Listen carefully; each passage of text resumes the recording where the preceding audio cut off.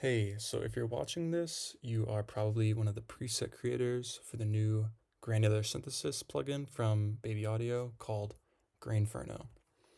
I'm the main developer behind it, and so I'm just going to make a few videos which will explain basically how it works, what are some of the special things it does, how it works, different from other granular synths, and some ways that I like to use it.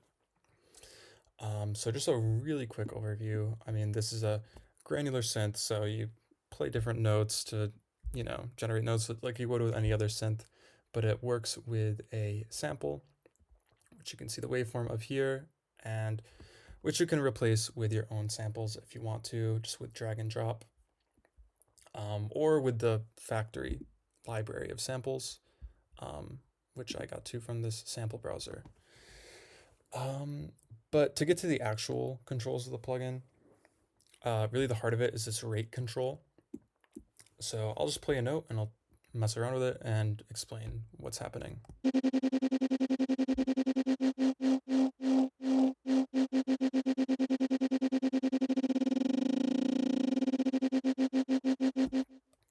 So yeah, basically it's just controlling how fast grains are being generated. You can hear each grain fade in and out, especially with these lower values.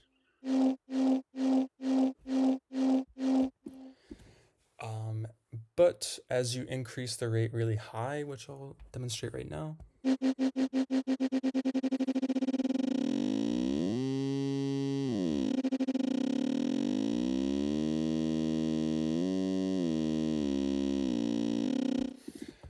you no longer really hear the individual grains fading in and out.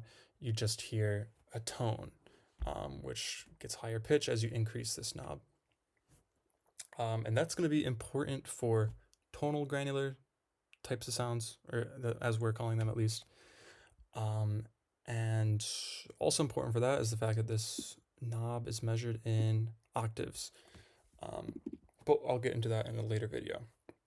For now, the size control just affects how much the grains are going to overlap, so how big they are relative to the rate.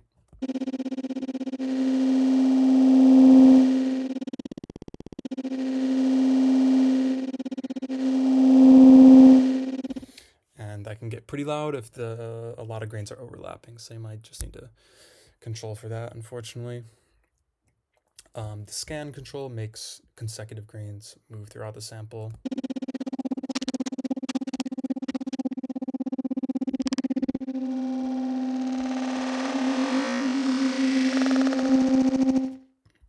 Which can be useful for like time stretching effects.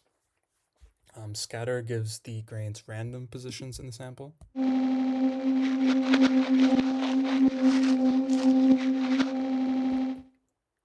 And gain and pan are probably pretty obvious.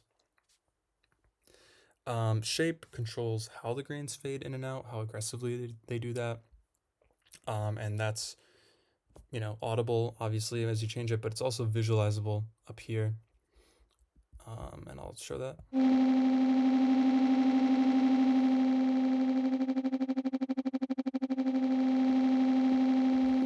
This, by the way, is a little per grain visualizer, so it gives you visualization of the whole previous grain that was generated and the windowing that's applied to it, that fade in and out. The pitch is pretty obvious, although that has some interesting behavior with these options, which I'll go into also in a later video. Position 1 just controls the sample position, but that's also controllable from up here. But if you want to link like modulators, then you'll use this knob rather than the window up here. Position 2 is for the second sample, if you want a second sample, the position of that. But I'll go over second sample stuff also later. Another thing I'll go over later is these per grain effects. But since those get pretty in-depth, I'm not going to go into them in this kind of like basic overview video. But I will go into the modulators. So the first one we have is the envelope, which is tied to the amplitude by default.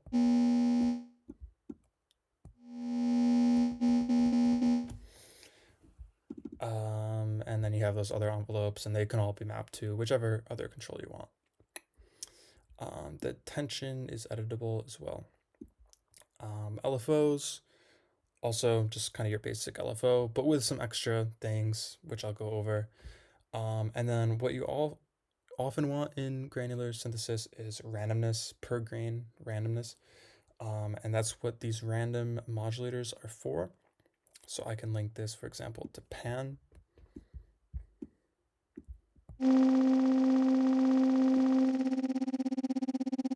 Turn down the size so it's more obvious, and you can hear that each grain being generated has a random pan.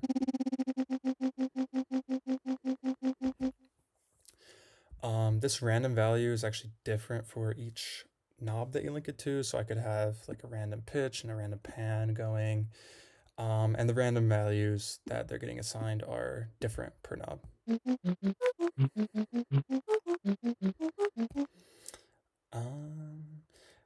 But you can actually use the crand control if you want the same random value. So all the parameters that the crand is linked to, it'll give the same random value to all of those.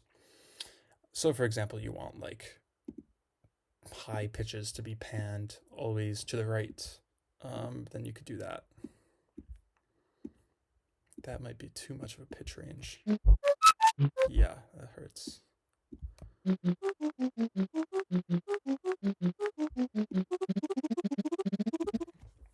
But yeah, that's crand. And then really the other ones I'll just go over later. But that should give you pretty much the basics of how to design a patch in Grainferno. But the one thing that's really especially important for presets are these macros, because, you know, people who are just messing around with presets probably don't want to mess around with all these controls and the modulations and stuff, which is partially why we have the play view. So the macros are just a lot bigger on the play view. I'll link macro 1, and I did that, you know, via drag and drop. Link that to scan, and then I'll mess with that in the play view.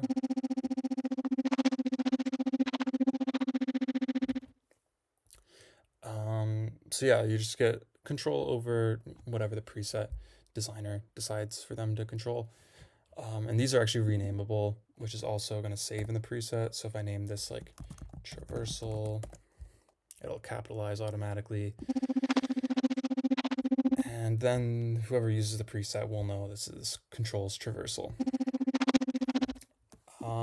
But yeah, that video wasn't too interesting. It just went into the basics, but I'll really dig into the actually more interesting behaviors of Grainferno in the next kind of videos, which will be labeled more. So definitely stick around for those.